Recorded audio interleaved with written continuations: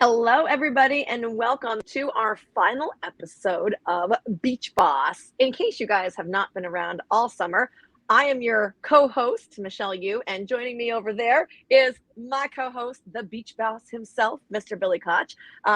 Billy, you have just been on an absolute tear.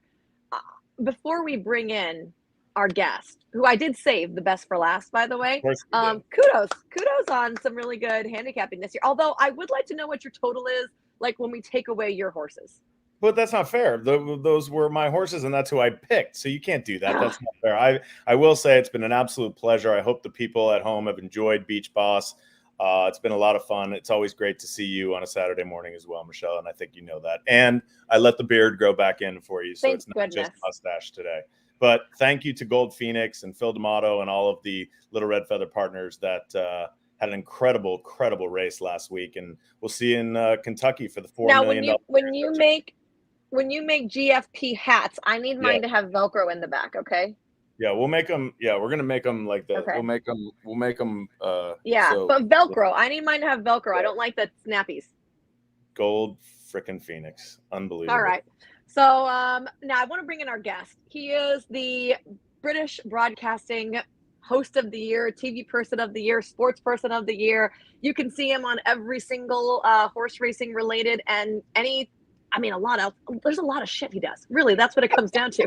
I don't even have a list of accolades. No one sent it to me because my phone wouldn't hold this many. Yeah, he is the best. He is mustache loving, and I'm not sure who's hotter, him or Billy Koch, but he is going to be our guest this week, and it is Mr. Nick Luck. And by hot, I don't just mean good looking guys, because I don't want to be, bad here, but I also mean temperature wise. Billy, I know you are with lack of air conditioning, and Lucky, I know you look like you are outside in some humidity.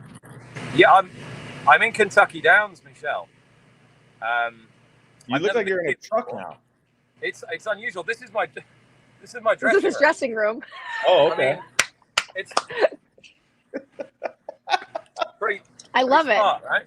You look fantastic, buddy. The good news is you get natural lighting to do your makeup. Production office, dressing room, everything, makeup. Amazing. This just goes to show you that Nick Luck is not as posh as his accent makes him sound. He can do his job from anywhere. You literally put him in a closet and Nick Luck does his job. I have one. Can I ask one question, Nick? And this will be a tough one. I don't want you to piss anybody off, but you've been to so many racetracks around the world. I mean, US. Can you give us what is your favorite place to go? Oh, that is tough. Anywhere I'm at, duh. Yes, yeah, you're at. I'll give you a couple. Okay. I would say I haven't been to Santa Anita for a long time. I say long time, maybe 2.5 years, something like that. And I'm really missing it. I'm really missing it. And in the UK, I think now it's close between Goodwood and York, but I think York is just edging it now. It's a happy place. We did a podcast with the GBRI, and they were talking all about Goodwood and York. I would love to be there. Give us one difference between, say, those Great Britain tracks, or a Del Mar, a Santa Anita, or a Saratoga. I think in general that the high end British tracks are probably, in terms of what it's like for a punter. In terms of the race day experience, I think those British tracks on the whole are probably slightly better equipped, with a few notable exceptions. Yeah, with the exception of Churchill and somewhat some of the newer bits of Saratoga, and the race courses themselves are obviously all very different from one another. They're not uniform, so viewing experiences can vary a little. For sure, but somewhere like York, you can see everything. It's pan flat, it's big, wide, galloping track, and the racing's of a very high quality because they're one of the few tracks in the UK that have actually made a commitment to keep their purses up and invest. I'm getting very political already, and invest properly in their prize money. Yeah. Okay, I have to ask a non-horse racing question, Nick. Uh-oh. The Queen passed this week. I was devastated. I don't even know the Queen. How do you feel? How do you feel like the nation is feeling right now, and like what's it been like? I don't know if you've been over there at all or when you came to Kentucky. Well, it was a very strange experience for me. I'll say in a moment. I think you said something interesting there. You said you didn't know her, but you felt sad. I think that's the way 99.9% of people in Great Britain feel, because they felt like she was the great constant in their lives amid any tumult or turmoil or global difficulty. The Queen was always there, reassuring, consistent, very rarely expressing an overt opinion on anything, but just a calm guiding hand. And I think the country cleaved to her, not just because of what she represented, but because of who they perceived her to be, which was somebody who devoted herself so entirely to the pledge that she made on her coronation.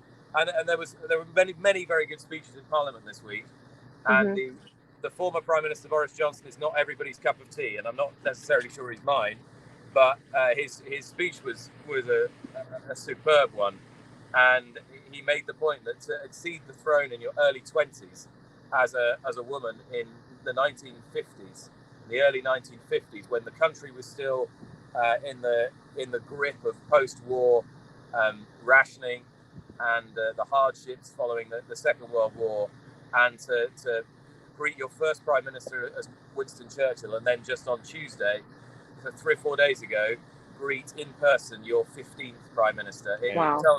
It tells you quite something. Yeah, and here's a nice thing that I read pertaining to racing, because obviously we know that racing was their great passion, and we were very lucky because we got to see a little glimpse into the soul that very few people did. And on Tuesday, when the day she met the new Prime Minister, Liz Truss, she called her trainer, Clive Cox, one of her trainers who trained her final winner, the colours, and she called him and had a long conversation about the horse and congratulated him, and he said she was, completely on it and had the rest of the campaign mapped out, and that was just 2 days before she died. Wow. Yeah, she loved racing. I was just going to say that before you did. That's the one thing that we've been reading about constantly. Obviously, if you follow anything on social media, it's all about her racing and her silks and how much she loved the horses. So a rough loss for all of us. Well, and I appreciate you, Nick, giving us kind of that insight into it. I know it wasn't planned on Beach Boss, but that's what's been ringing in the forefront of my mind this week. So I'm glad to hear from you. Yeah. We will jump into business now off of that sad note. And in case you haven't watched Beach Boss, basically we're giving everybody $100 and you get to spend it any way you want as far as win, place, or show wagers are concerned in the race of our choosing. This week we had some back and forth, and we did kind of throw some poop at the wall to see what race to come up with. We ended up with the debutante. It's not the biggest field, but I thought it gave us a lot of talking options. And, this field always ends up being an exciting race. So I'm going to let Billy start. So, Billy, what did you do with your $100 for our final episode of Beach Boss, noting that you are in the lead? I was, thank you, Michelle. Yes, by a wide margin, by the way. Not that I would know that, or I'm keeping I already track. gave you some credit. You got to just needle us in there right there, right? There's a horse in here that's going to be favored, and I tried. You know me, I'm about value. The reason why I'm leading Beach Boss is because I've been picking value horses. But Home Cooking looks really tough to me today. She's 9-5 on the morning line. She broke her maiden just a couple of weeks ago here at Del Mar by 9 lengths. Mike Smith rode her that day. He's back aboard for this guy named Bob Baffert. Wins a lot of these kinds of races. I think she's the horse to beat. She's outside in the 6 of 8. I'm going to do 55 to win on Home Cooking. And then I'm going to play a little across the board on a horse named Kiss by Fire. This horse actually beat Home Cooking in her debut. She's 8-1 on the morning line for Pete Urton and Joe Bravo. We actually pinhooked this filly, so I know her really well. We always thought she was really talented. They paid, I believe it was $350,000 at Timonium, and this filly ran a bang-up race first time out. Pete Urton doesn't really usually have them totally cranked first time out. If you see, she took the lead, and then she was beaten by Justique, who would be one of the favorites in here if she was running. So Home Cooking, kind of my big win bet. Just because I think she's the best horse. She's the fastest. She's going to have probably a pretty easy lead in here. And then Kiss by Fire is my upset special. That's where I'm going. All right, I like it. Nick Luck, the people, your predecessors, have not done very well on Beach Boss at all. I think, if I'm not mistaken, only Andy Biancone has even been on the board. So you don't have a ton of pressure because it's literally, unless you bet it all on like the craziest long shot and it won, I don't think there's any shot to catch Billy. But we like to hear your input anyways. Well, you've tuned in. You've tuned in to Yeah. how I'm thinking, and I'm emboldened, Michelle and Billy, by my, I'd like to think, quite close up third place finish in the Horseshoe Indiana Grayson Tipping Challenge. I mean, why that's not on my Wikipedia page yet is a mystery to me. I'm going to put it on there. But I should have led with that. What's that? I should have led with that you ran third in there instead of that you're like the 9-time British Broadcaster of the Year and everything else. Yeah, well, I mean, modesty forbade me from mentioning my triumph in the same competition of a couple of years back. But yeah, I am going all in. I'm going deep into ice dancing. Ooh. Oh. $100 win. So it's not impossible that she's a big enough price to topple Billy. Yeah, no, she ran really well first time out. 8-1. Gets Pratt, gets the outside. A lot of positives there, Nick. I think there's two ways of handicapping.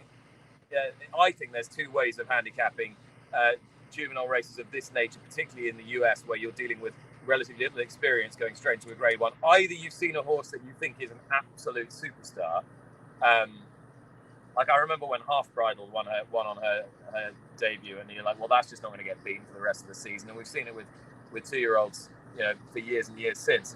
Or you play the horse you just think is going to improve the most. And I just think with her pedigree, her connections, the way Mandela brings them along, the fact that she's running here, she's not going to get any of the lead, I wouldn't have thought, but that's fine from her outside post.